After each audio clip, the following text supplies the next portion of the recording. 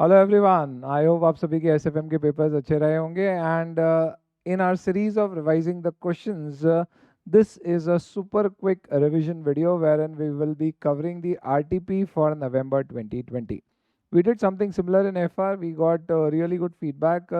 It helped a lot to the students because कई सारे questions हम सब जानते हैं past 3 RTP and latest MTP से आते हैं. So I thought that since we already have so much of content of revision already shared, let's revise the questions. And what best place to kind of look up to the questions is the institute material. RTP November 2020, we had 20 odd questions, including the MCQs, integrated MCQs, and the descriptive questions. We will spend short time on every question, quickly telling you question क्या है, and then explaining कि इसमें कौन सा ऐसे clause section लगेगा, and उसके अंदर आपको कौन से क्रिटिकल पॉइंट्स है जो नोट करना पड़ेंगे, plus giving my important markings as to what do I feel particularly is important in that particular paper. तो ये हमारा आरटीपी नवंबर 2020 का अवेलेबल है. You can basically look, I am sure you must be having it, otherwise institute की website से आप ले सकते हो. मैंने लिंक्स डिस्क्रिप्शन बॉक्स में शेयर कर रखे. And now let us start with our discussion on the question. सबसे पहले हमारे पास एक इंटीग्रेटेड केस सिनेरियो है जिसमें बहुत लंबी चौड़ी कहानी आपको दी गई है. बेसिकली मैंने ऑलरेडी ये क्वेश्चंस एक बार क्विकली देख रखे हैं और इंपॉर्टेंट एस्पेक्ट मार्क कर रखे हैं so that we can save a little bit on the time side. Question में सबसे पहले कहा गया है कि एक वेबसाइट बनाई है पुश टेक्नोलॉजी से जो कि सही नहीं है. फर्म का नाम में पार्टनर्स के नाम दिए हैं जो ठीक है, पर क्लाइंट के नाम दे दिए हैं जो कि गलत है. इसके अलावा टैक्स ऑडिटर अपॉइंट किया गया है और हमने ऑडिट एक्सेप्ट करने के बाद रियलाइज़ हुआ प्रीवियस ऑडिटर से कम्युनिकेट नहीं किया है तो बाद में कम्युनिकेट किया, ये भी ठीक नहीं है. मैनेजमेंट सर्विसेज और अदर सर्विसेज भी हम प्रोवाइड करते हैं हमारे क्लाइंट्स को, और पोर्टफोलियो मैनेजमेंट सर्विसेज भी हम एडवाइस करते हैं हमारे क्लाइंट्स को. मिस्टर तारक कोई एक स्टूडेंट है और काफ़ी इन्फ्लुएंस हुआ है चार्टर्ड अकाउंटेंट के नॉलेज से और उसने कोचिंग लगा ली है हमारे सीए से.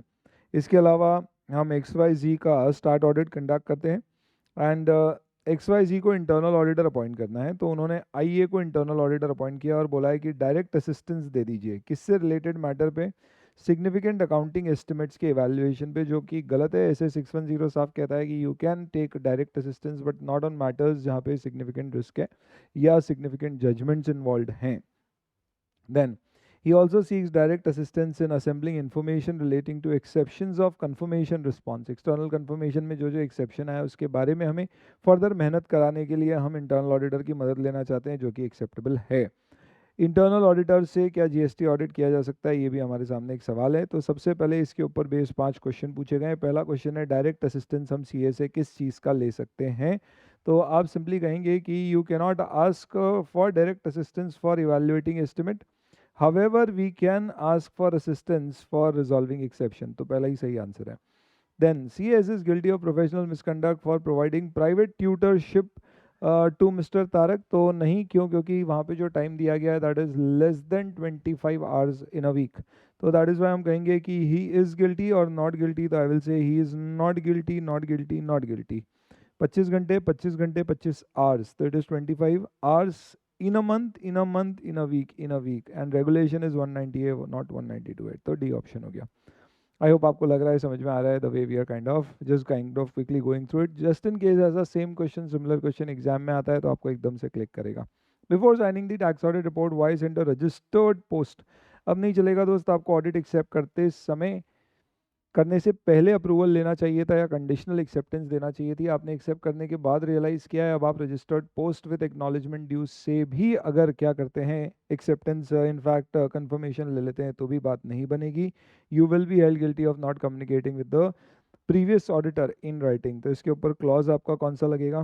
तो पहले clause 8 part 1 first schedule to the CA act में ये गिल्टी है क्या? तो पहला बोल रहा है नॉट बी गिल्टी. हम बोलेंगे भाई ये तो गिल्टी है, तो गिल्टी में Clause 8, Part 1, first schedule will be held guilty of professional misconduct since he has accepted tax audit without first communicating with previous auditor in writing. So this is basically going to be the answer. ये first schedule है, ये second है, second गलत है, first ही है. In view Y&S and associate whether CAA IA is eligible to undertake goods and service tax audit. ये start audit है तो ये eligibility नहीं आएगी, तो हमें लिखना पड़ेगा कि ये not eligible है. वेबसाइट हमने जो डिज़ाइन करी है उसमें क्या कंप्लायंस है, तो हम बोलेंगे गड़बड़ है इसमें, क्या गड़बड़ है, क्यों? क्योंकि पार्टनर्स ऑफ द फर्म दिए वो तो ठीक है, मेजर क्लाइंट डिस्प्ले की है और उसका कोई रिक्वायरमेंट रेगुलेटर की नहीं थी, ये आपने गलत कर दिया। Name of partner pull request पे दिया जा सकता है, उसमें कोई प्रॉब्लम नहीं है। तो प्रॉब्लम इज बेसिकली क्लाइंट की इन्फॉर्मेशन आपने दे दी। इस तरह के सिंपल क्वेश्चंस थे, नथिंग मच। नेक्स्ट आते हैं अब। ANS and Associate have been appointed as statutory auditor of Delco, which is a listed company for 1920, जो शूज़ बनाती है। इसकी दो सब्सिडरी है, एक का नाम है सोल लिमिटेड जो सोल्स बनाती है, एंड एक का नाम है सॉकर लिमिटेड जो बच्चों के शूज़ बनाती है। सोल और सॉकर दोनों के ऑडिटर हैं XYZ, और consolidated financial statements Indian accounting standard में प्रिपेयर किए जाते हैं। और कंसोलिडेशन हमने सोल के साथ किया है, लेकिन सॉकर के साथ, जिसे हमने करंट ईयर में एक्वायर किया था, नहीं किया है, क्योंकि फेयर वैल्यू अभी तक असर्टेन नहीं हुई है। ये तो सही बात नहीं है, आपको प्रोविजनल बेसिस पे कर लेना था, और बाद में फिर इंड एस अलाउ करता है कि 1 साल के अंदर अंदर फेयर वैल्यू से एस्टिमेट हो, आप रेट्रोस्पेक्टिवली उसे रीस्टेट कर सकते हो, बट आपको कंसोलिडेशन तो सॉकर के साथ भी करना होगा। आगे, finalisation of audit report 31 March 2020। Non consolidation की ऑडिटर रिस्पॉन्सिबिलिटी जानना चाह रहा है। ऑडिटर मैनेजमेंट से ये भी मान रहा है कि नॉन कंसोलिडेशन के रीजंस वो नोट्स में दे दें। साथ ही साथ में डेल्को के करंट ईयर के फाइनेंशियल स्टेटमेंट में प्रीवियस ईयर के फिगर विदाउट कंसोलिडेशन दिए गए। अब आपको इसका इम्पैक्ट समझाना है। पहला, non consolidation of financial statement of soccer limited with Delco limited से रिपोर्ट हमारी सीधे सीधे क्या होगी, तो it will be qualified oblique adverse. तो डिस्क्लेमर तो नहीं, हम डेफिनेटली यहाँ पे क्या दे सकते हैं, एडवर्स ओपिनियन दे सकते हैं। एम्फेसिस ऑफ मैटर से काम नहीं चलेगा, अदर मैटर से काम नहीं चलेगा। तो एडवर्स क्यों? क्योंकि कंसोलिडेटेड स्टेटमेंट हर सब्सिडी के साथ कंसोलिडेट करना जरूरी है, अनलेस वो सब्सिडी एग्जाम्प्टेड है। ये सब्सिडी में एग्जाम्पशन के कोई नियम पर से नहीं लगेंगे, वो सिर्फ कब होता है इंडिया इसमें, जब आप कोई इन्वेस्टमेंट एंटिटी है जो अपनी सब्सिडीज में पैसे इन्वेस्ट कर रही है, या फिर इंटरमीडिएट होल्डिंग कंपनी है, दोनों ही केस एप्लीकेबल नहीं है। आगे, what are auditors reporting responsibility with respect to corresponding figures of financial year 18-19 in the current year for the same? तो ऑडिटर अपने ओपिनियन में क्या हर पीरियड को रेफर करता है या सिर्फ करंट पीरियड को? करंट पीरियड को। वो बात अलग है कि प्रीवियस ईयर से रिलेटेड कोई मिसस्टेटमेंट मिलते हैं तो फिर हम उसके ऊपर रिएक्ट और रिस्पॉन्ड करते हैं। तो should refer to each period गलत है। Need to report on current year financials only, ये भी गलत है। Shall not refer to corresponding figure except if previous period report is other than unqualified or auditor has evidence of misstatement relating to prior period which is not addressed earlier, ये सही है। no reporting responsibility on financial statement of any year other than current year, नहीं। B में problem ये है, B बोल रहा है कि हम सिर्फ करंट ईयर फाइनेंशियल यानी कि 31 मार्च 2020 के कॉलम पे रिपोर्ट करेंगे। ऐसा नहीं होता है, हम 31 मार्च के फाइनेंशियल स्टेटमेंट पे रिपोर्ट करते हैं जिसमें प्रीवियस ईयर में सिर्फ हमें कोई गलती दिखती है, मिलती है, या लास्ट ईयर के ऑडिटर की रिपोर्ट क्वालिफाइड थी, तो उस केस में फिर हम वहाँ पे क्या करते हैं, क्वालिफिकेशन देते हैं। चलिए, तो excuse me, next, what is the reporting responsibility of auditor in case of prior period financial statements if they are not audited? तो हमें एक अदर मैटर देना पड़ता है और एक्सप्लेन करना पड़ता है कि ऑडिटेड नहीं है, और डेफिनेटली ड्यूरिंग द ईयर अगर हमें कोई मिसस्टेटमेंट मिलेंगे तो रिपोर्ट भी करना पड़ सकता है। तो need not report in key audit matter, need to report in other matter, ये तो सही है ही है। की ऑडिट मैटर ज़रूरत नहीं है देने की, ये भी ठीक है। Auditor will be responsible for obtaining sufficient appropriate audit evidences so it does not contains any material misstatement, ऐसे 510 में ये भी सही है। Next, preparation of financial statement is the responsibility of management. आप बताइए इसमें क्या डिस्क्लोज करना ज़रूरी है? ये इम्प्लाइड रिस्पॉन्सिबिलिटी है, मैनेजमेंट ये रिस्पॉन्सिबिलिटी एंगेजमेंट लेटर के थ्रू लेगा, या इसे ऑडिट रिपोर्ट में responsibility of management of financial statements के रूप में डिस्क्लोज करना पड़ेगा? तो ये सही है। Next, Delco decides to give a qualified adverse opinion current year for non consolidation with Soccer limited, which of the following is true with regard to emphasis of matter paragraph for some other matter, for some other matter. तो अगर हम report को adverse दे रहे हैं तो क्या दूसरे matter पे हम एम्फेसिस ऑफ मैटर पैराग्राफ दे सकते हैं? Auditor can not. EOM paragraph on matter can be addressed if auditor opinion is neither qualified nor adverse in respect to that particular matter and matter is fundamental to users understanding of the financial statement. तो ये भी ठीक है। EOM matter on any matter can be added in auditor's report even if the report is qualified adverse, ये नहीं है सही, यानी आंसर भी होगा। मतलब क्या हुआ, हमेशा ध्यान रखना जिस मुद्दे पे आप रिपोर्ट क्वालिफाई एडवर्स दे रहे हो वो मुद्दे पे कभी भी एम्फेसिस ऑफ मैटर नहीं जाएगा। Emphasis of matter should be only at a place where you are not giving a qualification. तो से फॉर एग्जांपल हम एडवर्स ओपिनियन दे रहे हैं, बट देन इसके अलावा हम कोई पर्टिकुलर मैटर पे एम्फेसिस देना चाहते हैं, जैसे कि कंपनी ने इस साल एएस से इंडेस में क्या किया है, कन्वर्जन किया है, तो हम उसके ऊपर एम्फेसिस ऑफ मैटर देना चाह रहे हैं, हम दे देंगे। उसमें कोई क्वालिफिकेशन नहीं है हमारा रिपोर्ट करने को, तो हम एम्फेसिस ऑफ मैटर देंगे। अगर उसमें भी कोई गड़बड़ होती है तो फिर हम उसे एडवर्स ओपिनियन के अंतर्गत शामिल कर देते हैं। हुफ्स इंडिपेंडेंट एमसीक्यूज यानी इंडिविजुअल एमसीक्यूज आपको दिए गए। यहाँ पे क्वेश्चन में एनआईसी चार्टर्ड अकाउंटेंट है एंड ऑडिटर अपॉइंट किया गया है पीएनजी के द्वारा, और उसने देखा है कि 101 लाख का ऑफिसर ने फ्रॉड कंडक्ट किया है। इसने कुछ फेक वेंडर्स परचेज के क्रिएट कर दिए और असेट रजिस्टर में इसे मेंशन नहीं किया। ऑडिटर ने ऑडिट रिपोर्ट में फ्रॉड को रिपोर्ट कर दिया। Board of directors of the company have asked ICI to take action against the auditor as he did not comply with his duty to report under 143(2). तो आप बताइए उसकी क्या ड्यूटी होती है? वही 2 दिन में बोर्ड को फिर ऑडिट कमेटी 45 दिन तक रुके, जवाब नहीं आए तो सेंट्रल गवर्नमेंट को इसके 15 दिन में या जवाब आने के 15 दिन में रिपोर्ट करे। तो ये आपको करना पड़ेगा, ए में आएगा ये ऑप्शन, देख के दिख रहा है। Before concluding the audit, there was a difference of opinion between audit committee and auditors as to which among the following area should be taken as key audit matter area। कि audit में क्या चीज़ें हम ले सकते हैं जो basically significant एक आप कह सकते हैं significant transactions या matters during the year हुए, जहाँ पे significant judgments involve हुए, estimates लगे। तो यहाँ पे आपको उनमें से क्या दिया हुआ है, देखिए effect of audit of significant transaction, ये क्या हो सकता है। Area of high risk as assessed and reported by management expert, ये यहाँ पे गड़बड़ हो गई, ये लाइन नहीं होती तो ये भी हो सकता था। Significant auditor judgment relating to areas in the financial that involve significant management judgment, ये भी हो सकता है। तो आंसर 1 और 3 होगा, तो ये ए हो जाएगा। चलिए अब डिस्क्रिप्टिव क्वेश्चंस पे आते हैं। बहुत ही क्विकली मैं आपको बता दूंगा what are these questions on और क्या हमने इसमें डिस्कस करना है। सबसे पहला क्वेश्चन जो है basically that is with respect to joint auditor, और इन्होंने क्या कहा है कि एमईए कंपनी है जिसने XYZ को जॉइंट ऑडिटर अपॉइंट किया और एंगेजमेंट लेटर इशू किया, और एमईए को बोला भाई कि थोड़ा चेंज कर दो। तो उसने एंगेजमेंट लेटर में क्या क्या चीज़ें दी, देखो detail of objective and scope of audit दिया, ठीक है, रिस्पॉन्सिबिलिटी ऑफ ऑडिटर दिया, ठीक है, फ्रेमवर्क आइडेंटिफाइड दे दिया, और फॉर्म और content of report of 3 auditor दे दी। 5 मैंडेटरी चीज़ में एक चीज़ जो नहीं दी उसने वो है रिस्पॉन्सिबिलिटी ऑफ मैनेजमेंट। तो आगे पूछा है क्या कोई डिस्क्रिपेंसी है ऑडिट एंगेजमेंट लेटर में, तो हम बोलेंगे हाँ इसमें मैनेजमेंट रिस्पॉन्सिबिलिटी वाला सेक्शन मिसिंग है, बस खत्म। सर इतनी सी आंसर में बस इतनी सी चीज़ लिखना है भाई, वो तो तुमको मालूम है लिखना क्या है। आप सबसे पहले लिखोगे कि भाई इस पर्टिकुलर केस में ऐसे 299 में ये जॉइंट ऑडिटर अपॉइंट हुआ है और उस केस में एंगेजमेंट लेटर लिया जाएगा, और ये जो एंगेजमेंट लेटर हम सीख करेंगे ये एंगेजमेंट लेटर ऐसे 210 के अंतर्गत आएगा, जिसके अंतर्गत मैंडेटरली रिक्वायर्ड है 5 चीज़ें होना चाहिए, जिसमें से आप इलस्ट्रेट करोगे और फिर लिखोगे मैनेजमेंट रिस्पॉन्सिबिलिटी मेंशन नहीं है इसलिए ये एंगेजमेंट लेटर इनकम्प्लीट माना जाएगा। चलो बढ़िया है। अगला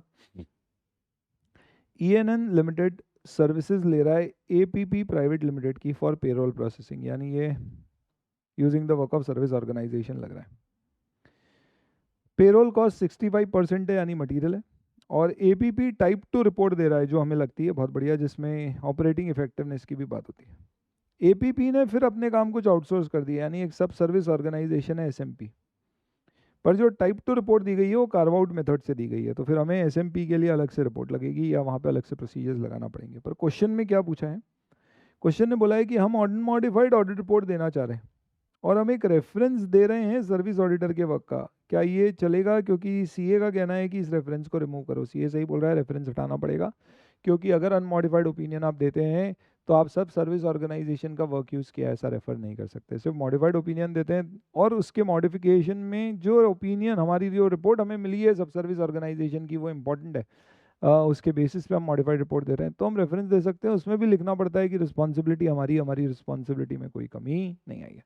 तो यहाँ पे बेसिकली काम आउटसोर्स किया है किसी और को, जिसे आउटसोर्स किया है वो व्यक्ति ने किसी और को भी किया है, वो सबसे कोई मतलब नहीं है। हमारी रिपोर्ट अनक्वालिफाइड जा रही है तो फिर हमें कहीं पर भी ये नहीं लिखना है कि हमने सब सर्विस ऑर्गेनाइजेशन के ऑडिटर की रिपोर्ट पर रिलाई करके काम किया है। आपको सिंपली लिखना है कि हमने sufficient appropriate audit evidence obtain करके काम किया है। तो रिपोर्ट मॉडिफाई होगी 705 में और पूरा आंसर बनेगा 402 से। Next, petro is engaged in generation of electricity for captive consumption. Okay, तो ये कैप्टिव कंजम्पशन का मतलब क्या हुआ? ओन यूज के लिए। तो क्वेश्चन बेसिकली कॉस्ट ऑडिट की एप्लीकेबिलिटी का ध्यान रखना।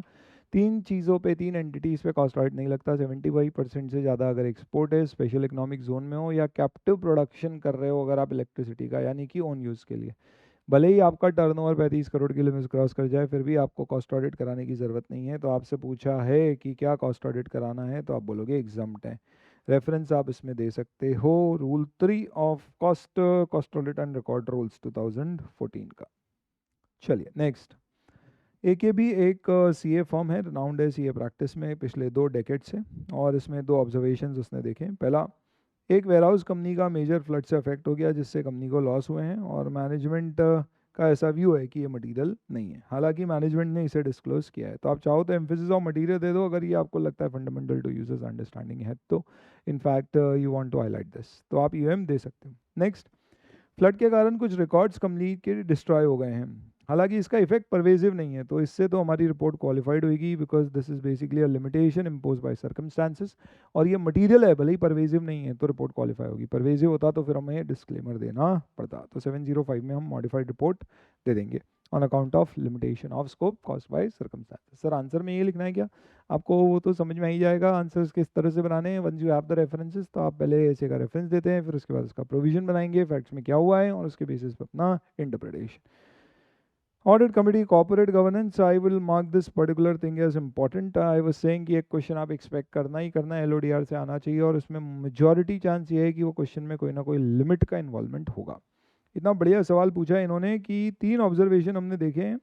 एक ऐसी कंपनी के जो कि लिस्टेड एंटिटी है और उसके पास कोई स्पेशल राइट इक्विटी शेयर्स नहीं है, तो स्पेशल राइट नहीं होने के कारण नॉर्मल नियम आपके एप्लीकेबल होंगे, जिसके अंतर्गत पहला, Mr. Fine is a director and also chairman of stakeholder relationship committee, was acting as the audit committee chairman for other listed company as well as one private company। तो आप 5 से ज़्यादा कंपनीज में chairman नहीं हो सकते हो, पर ये कंपनी कौन सी मानी जाती है? लिस्टेड। और ये चेयरमैनशिप सिर्फ किसकी काउंट की जाती है? Stakeholder relationship committee, audit committee. तो सब मिला के 5 है, तो ये चलेगा, प्राइवेट कंपनी को एक्सक्लूड करना होगा। तो 4 + 1 5। NRC में 6 मेंबर हैं जो बाय एनुअली मिल रहे हैं। बाय एनुअली यानी 2 साल में एक बार, है ना। हाफ ईयरली और बाय एनुअल अलग अलग होता है। 1 साल में 2 बार इज हाफ ईयरली, 2 साल में एक bar is by annual. Annual मिलना ज़रूरी है, तो ये सही नहीं है। ऑडिटर को कॉर्पोरेट गवर्नेंस की रिपोर्ट में जो भी उसका सर्टिफाई करने वाला बंदा है उसे रिपोर्ट में क्वालिफिकेशन देना पड़ेगा। RMC में 9 डायरेक्टर हैं जिसमें से इंडिपेंडेंट की मेजॉरिटी है पर 2/3 से कम है, चलेगा क्या? ओके, 0 इंडिपेंडेंट भी चलते, क्योंकि RMC में अगर स्पेशल राइट इक्विटी शेयर्स होते हैं तो 2/3 इंडिपेंडेंट होना ज़रूरी है, यहाँ स्पेशल राइट इक्विटी शेयर नहीं है।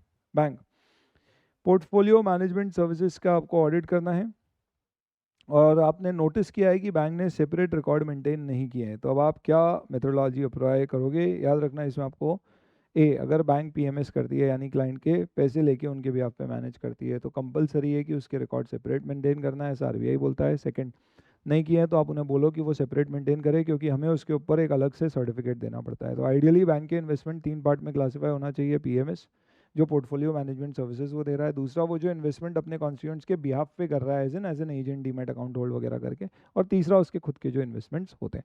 PMS के हमें अलग चाहिए, उसके बेसिस पे हम उसका ऑडिट करके सर्टिफिकेट देंगे, अगर मैनेजमेंट ना करके दे तो रिपोर्ट क्वालिफाई करना पड़ेगी।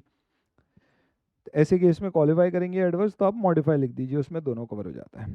चलिए next, MPS associate chartered accountant है एक जनरल इंश्योरेंस कंपनी का। जनरल इंश्योरेंस कंपनी में सॉल्वेंसी मार्जिन इंपॉर्टेंट है, उसका पेडअप कैपिटल है 168 करोड़। ऑडिट के दौरान हमने देखा है कि सॉल्वेंसी मार्जिन मेंटेन नहीं कर रहा है, और ये इशू हमने मैनेजमेंट को एस्केलेट किया है। तो मैनेजमेंट बोल रहा है सिर्फ लास्ट डे पे मेंटेन करना है, बिल्कुल गलत है। सॉल्वेंसी मार्जिन आपको through out the year maintain करना है। अगर नहीं मेंटेन होता है तो आपको एक प्लान IRDA को देना होता है कि आप कितने समय में कैसे मेंटेन करोगे, और अगर वो भी नहीं हुआ तो फिर मान लिया जाएगा कि आपकी कंपनी को कंपलसरीली वाइंडिंग अप में डाल दिया जाना चाहिए। नेक्स्ट, तो गलत बोल रहे हैं, ये लास्ट डेट पे मेंटेन करने का क्लॉज सही नहीं है। पॉलिटिकल पार्टी को अपने पैसे ब्रोशर छपा के उसके ब्याह पे 6 लाख का खर्चा किया है, ये आपको क्लॉज 21A में रिपोर्ट करना होगा, ये डिसअलाउ हो जाएगा। GST में आपको GST ऑडिटर अपॉइंट किया है, और कंपनी ने GSTR रिटर्न जुलाई अगस्त के नहीं भरे हैं, और आपको बोला जा, और GSTR 9 भी नहीं भरा है, और रामानुज को बोल रहे हैं कि भैया आपका तो नाम में ही राम है, आप भर दो हमारे लिए। हम बोलेंगे बॉस ये नहीं चलेगा। रामानुज बोलता है कि हमारा लिमिटेशन है, हम ऑडिटर है, हम रिपोर्ट फाइल, आपके रिटर्न्स फाइल नहीं कर सकते, तो ये नहीं करना है। सच ये GST ऑडिट का नहीं, एक जेनरिक क्वेश्चन है। Next, APK Bank received an application from a pharma company for takeover of their outstanding term loans secured on its asset. इसके लिए एपीके बैंक एक ड्यू डिलिजेंस ऑडिट कराना चाहती है फार्मास्यूटिकल कंपनी का, specifically with respect to valuation of asset. MTP में भी ये क्वेश्चन था, आरटीपी में भी है, मेरी तरफ से मैं इसे 3 सितारे दूंगा। जब भी आप कोई पर्टिकुलर बैंक के बिहाफ पे इन्वेस्टिगेशन कराते हो, फिर उसका नाम इन्वेस्टिगेशन, ड्यू डिलिजेंस कुछ भी दिया जाए, वहाँ पे आपको क्या चेक करना होता है, पहले उसकी हिस्ट्री, फिर कुछ रेशियोज, फिर असेट्स और लाइबिलिटीज़। असेट्स और लाइबिलिटीज़ में क्या चेक करते हैं बेसिकली, तो फिक्स एसेट है तो कितने पुराने, मेंटेनेंस हुआ है नहीं, डेप्रिसिएशन पर आप लगाए कि नहीं, फेयर वैल्यू क्या है उसकी, आइडल कैपेसिटी कितनी है, प्रोडक्शन कैपेसिटी, इस तरह की चीज़ें आपको लिखना पड़ती हैं। ड्रोन चार्ट मैंने आपको मॉक टेस्ट पेपर में भी दिखाया था इसका, जिसमें बहुत सारे पॉइंट्स आपको देखना पड़ेंगे। चलो सबसे आसान टॉपिक पे आ जाइए, प्रोफेशनल एथिक्स। सृष्टि और मिष्टी का ये क्वेश्चन इंपॉर्टेंट है दोस्तों, ध्यान रखना। इसमें दोनों ने क्या किया था, एक पार्टनरशिप फॉर्म बनाई, सृष्टि मिष्टी एंड एसोसिएट, और बीइंग वेरी पायस यानी बहुत ही धार्मिक थी कौन, सृष्टि, तो उसने एक रिलीजियस सेरेमनी, एक हवन आयोजन किया उसके घर पे, और उसने ग्रीटिंग कार्ड्स बांट दिए, और उसमें चार्टर्ड अकाउंटेंट डेजिग्नेशन जोड़ दिया अपना, और डिस्ट्रीब्यूट कर दिया रिलेटिव, क्लोज फ्रेंड और क्लाइंट ऑफ बोथ पार्टनर। पहली बात, चार्टर्ड अकाउंटेंट डेजिग्नेशन ऐड करने में कोई बुराई नहीं है, फॉर्म का नाम देते तो भी कोई बुराई नहीं थी, आपने डिस्ट्रीब्यूट अपने रिलेटिव, क्लोज फ्रेंड, क्लाइंट को किया तो भी कोई बुराई नहीं है। बुराई इसमें आ गई कि आपने दोनों पार्टनर के में कर दिया।